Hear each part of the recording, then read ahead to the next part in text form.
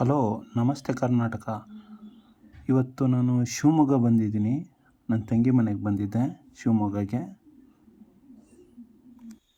ನಾನಿವತ್ತು ಶಿವಮೊಗ್ಗ ಬಂದಿದ್ದೆ.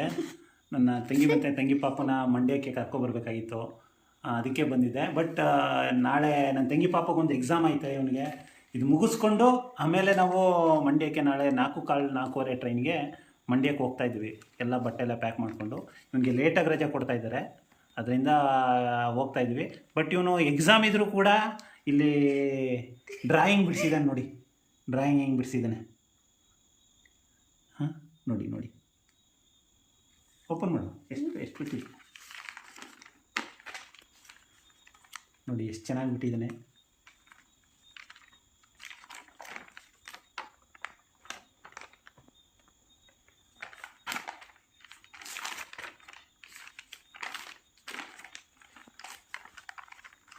ಇದೇನೋ ಡ್ರಾಯಿಂಗ್ ಅಂತ ಅನ್ನಿಸ್ತಾನೆ ಇಲ್ಲ.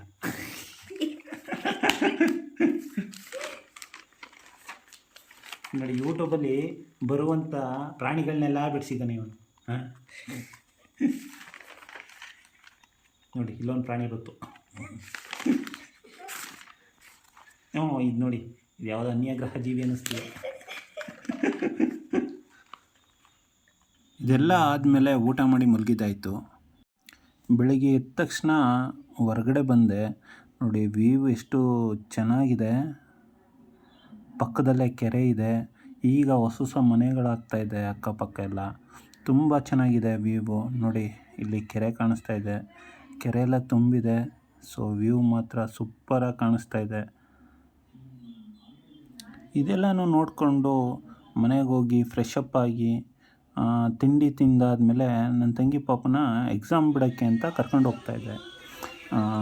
ಅವನು ಎಲ್ಲ ಓದ್ಕೊಂಡಿದ್ದ, ಎಕ್ಸಾಮ್ ಬರೆಯೋಕ್ಕೆ ಅಂತ ಕರ್ಕೊಂಡು ಹೋಗ್ತಾಯಿದ್ದೆ. ಅವನ್ನ ಕರ್ಕೊಂಡೋಗಿ ಬಸ್ ಹತ್ತಿಸ್ಬಿಟ್ಟು ನಾನು ತಿರ್ಗಾ ಮನೆಗೆ ರಿಟರ್ನ್ ಬಂದೆ. ಮನೆಗೆ ಬಂದ ಮೇಲೆ ಏನೂ ಕೆಲಸ ಇರಲಿಲ್ಲ.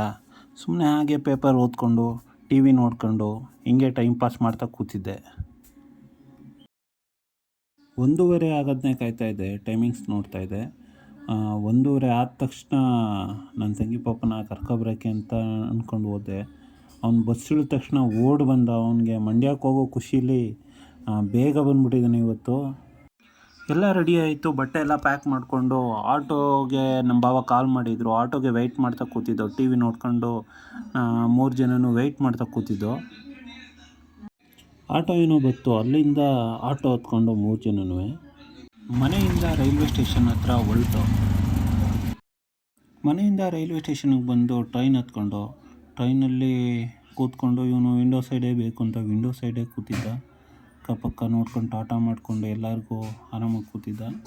ನಮಗೂ ರಿಸರ್ವ್ಡ್ ಸೀಟ್ ಆದ್ದರಿಂದ 3 ಸೀಟ್ ರಿಸರ್ವ್ ಆಗಿತ್ತು. ಸೊ ಟ್ರಾವೆಲ್ ಮಾಡ್ಕೊಂಡು ಮೈಸೂರಿಗೆ ಬಂದು, ಮೈಸೂರಿಗೆ ಬರೋಷ್ಟೊತ್ತಿಗೆ ನನ್ನ ತಮ್ಮ ಕಾರ್ ತೊಗೊಂಬಂದು ಕಾಯ್ತಾ ಕೂತಿದ್ದ. ಅಲ್ಲಿಂದ ಕಾರ್ ಹತ್ಕೊಂಡು ಮಂಡ್ಯ ಕಡೆ ಪ್ರಯಾಣ ಬೆಳೆಸ್ತೋ. ಮಂಡ್ಯದ ಕಡೆ ಪ್ರಯಾಣ ಬೆಳೆಸಿದಾಗ ಮೈಸೂರಲ್ಲಿರೋ ಲೈಟಿಂಗ್ಸ್ನೆಲ್ಲ ನೋಡಿಕೊಂಡು ಪ್ರಯಾಣ ಬೆಳೆಸ್ತೋ.